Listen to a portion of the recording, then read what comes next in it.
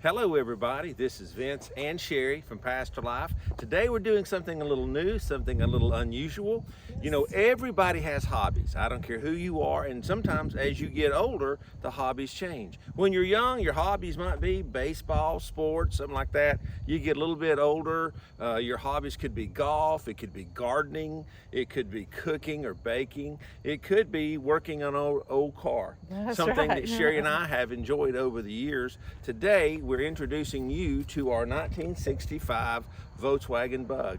I bought this a couple of years ago off social media, found it in a couple of counties over, tickled to death with it, spent a good bit of money on it, putting brakes on it. I don't know if you've ever driven a Volkswagen with no brakes, but it's no fun. So we As an aside, I don't drive it at all. I'm too scared to. So. But anyway, we've got it fixed the kind of way that we want it. In just a minute, Sherry's going to kind of go around. Now, one of the things I wanted to do is to get your help. I wanted you to help me name our Volkswagen. My other Volkswagen was a 71, 72 Super Beetle, and I think we named it Hoover. I don't know why, but we did. This car here does not have a name, and we're going to use that name in a sense just in a minute when we do kind of looking into the Bible why this is Pastor Life indeed.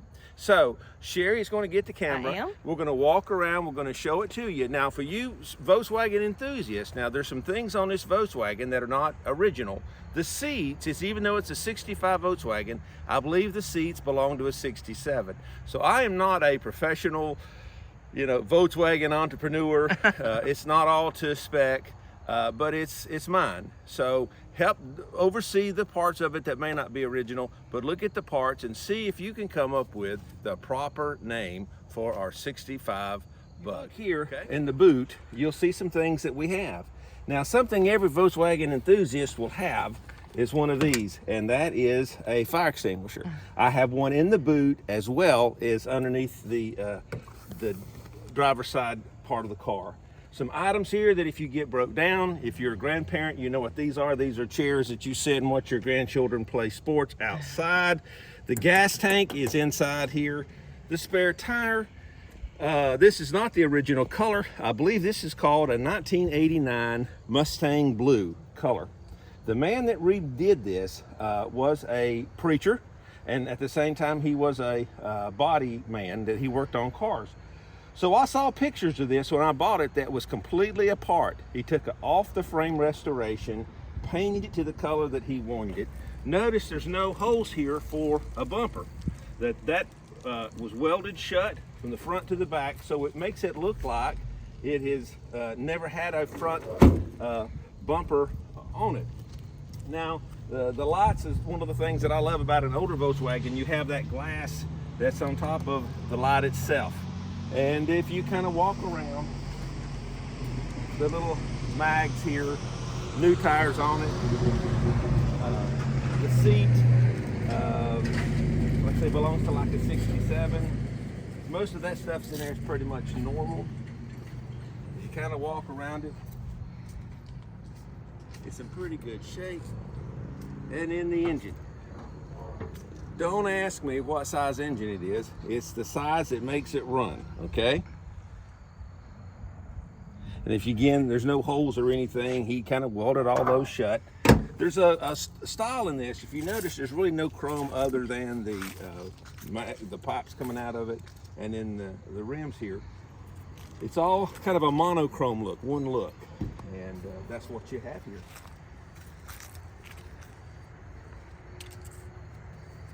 And now I need you to help give us a name for our 65 Volkswagen.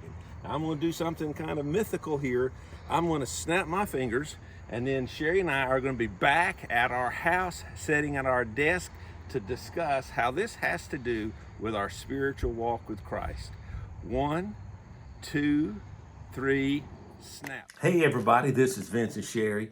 We're back at the house. We've asked you to help name our 65 Volkswagen Bug. Yes. Like I said earlier, we had one back several years ago. It was a 72, I believe, Super Beetle. We had a name for that. We've had this one for a couple of years. We've just not taken the time to have a name. Now, everything has names. We name our animals. Sometimes if you have a boat, you got to write the name of the boat on the boat itself. So naming something is not too difficult of a thing, and it's something that we do.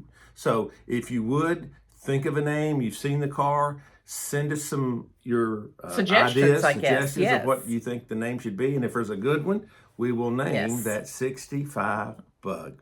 Now, the reason I wanted to use this as an example is that names are very important in the Bible. What you name for would travel with you throughout your life. There is one story in the Bible that is a love story. It is between Jacob and Rachel. And if you've studied the Bible, you're pretty familiar with the story of Jacob and Rachel. Jacob had to flee home to go to his uncle's house, who was named Laban. Laban had two daughters, Leah and Rachel. Jacob agreed to work for 7 years so he could marry Rachel because he loved Rachel. And the Bible says that even though it was 7 years, it just seemed like a few days because the love that he had for her was so great. On the honeymoon night, basically Laban tricked Jacob.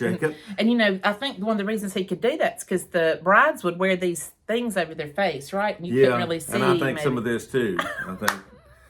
I'm sure they were celebrating. Maybe it's a little. So when he woke up with a headache, and he looked and he realized that was not who he had married. As we'd say back home, he went home with somebody and woke up with somebody else. So anyway, the Bible has the best stories. The Bible, I'm going to stick with what Scripture says. He realized that he had been tricked. So he goes to really punch Laban in the nose. And Laban says, well, hold on a second before you get mad. It's our custom that the older daughter has to marry first. Look, got a deal for you.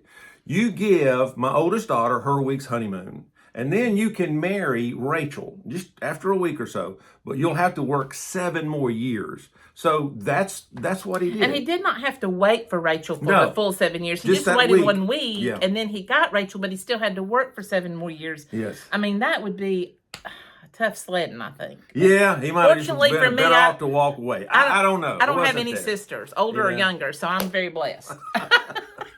Anyway, he does that. And they have children, they have up to like 12 children. The last one, Rachel was giving birth to, and while she was giving birth, she died. But before she died, she told her husband, the love of her life, this is my last request, and this is what I want you to do. And this is where it is in Genesis 35:18. And it came to pass, as her soul was departing, for she died, that she named him Benoni, but the father called him Benjamin. Now, what's the difference between Benoni and Benjamin? Benoni basically means son of my sorrow. Benjamin means son of my right hand, or son of my strength.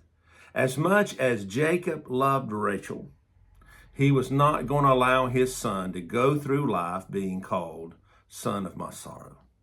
He wanted people to realize that Benjamin was son of his strength, or son of his right hand.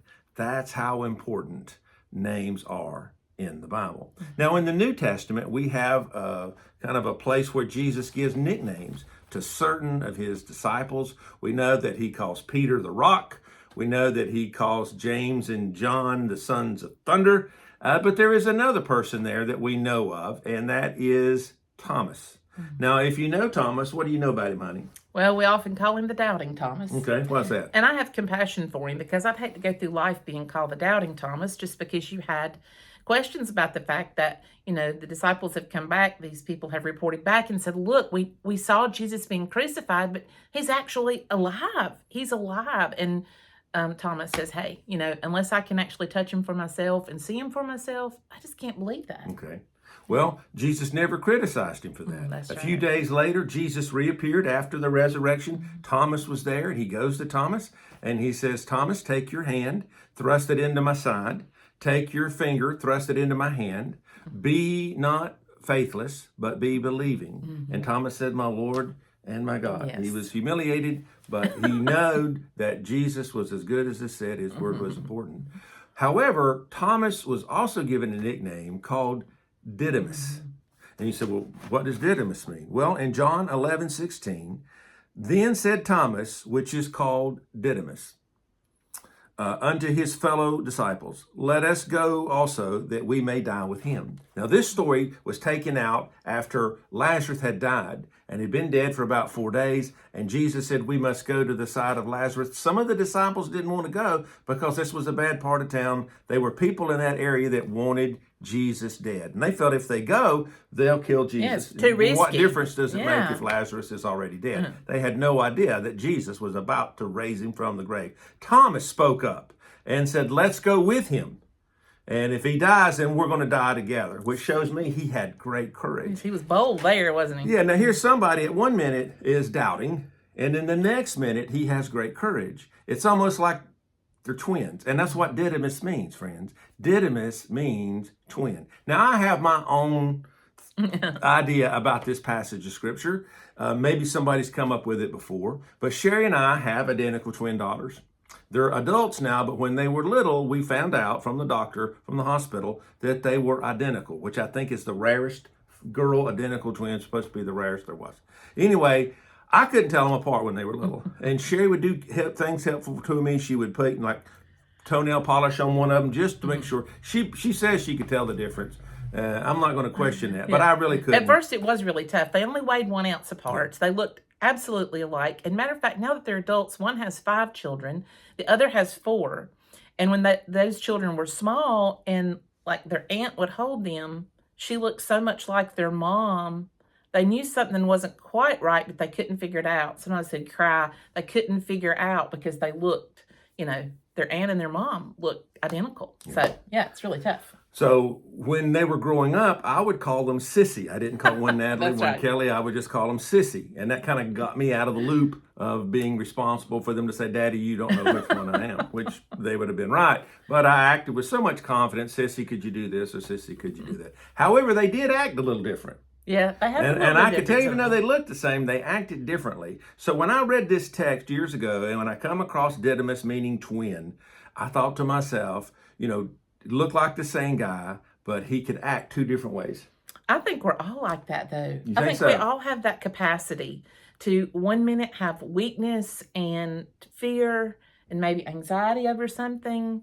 And then another moment, we're all believing and trusting in Jesus and we're strong and we're good. And I think that's part of the human condition. But apparently it was very prevalent for Thomas. Yeah, very prevalent. Fortunately, it was twin. It was not, what's the word for 3? Triplets. The triplet, because he's got 3 different personalities. He just had. That would be bad. Yeah. That would be bad. That's what you'd be calling the doctor. My wife has things in her life that are hobbies. Yes, I do. And one of her hobbies is making bread. When we were talking about this video earlier, and we were talking about our hobbies, because he was talking about the different hobbies that he's had through the years and the Volkswagen bugs and different things.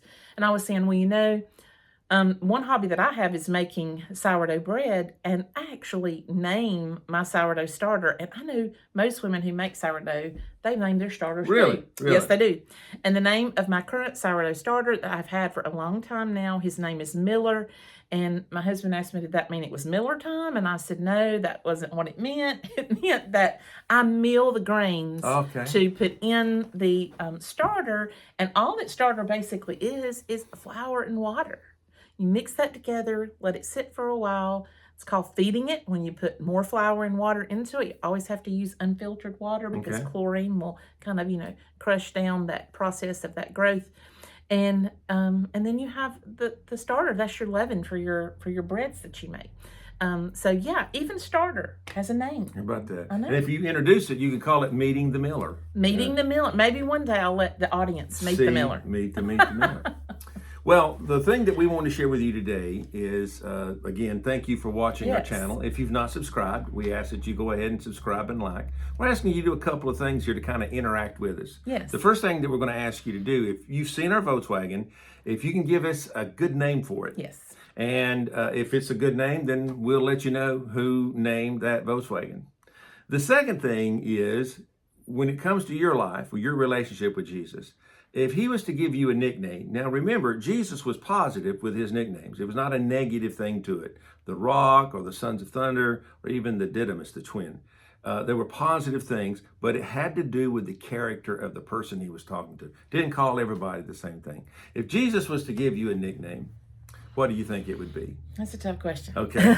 And what was the third thing they were supposed to do? The third thing that we wanted you to let us know is, what are your hobbies? Yes. You know, like I know some of you are younger than we are, and maybe our age or older, and all through life you pick up different hobbies and you put them down. But what are some of the hobbies that you've either had in the past or that you're doing right now, or maybe even a hobby that you would like to do? So, right. yeah, you can Something just in leave the all future. kinds of comments down below, because we do enjoy seeing you in the comments. All right. Well, again, this is Vince and Sherry. So glad that you guys tuned in. Hope you have a wonderful week. Thank you for subscribing, liking our channel, and hope to see you soon. Bye-bye, everyone.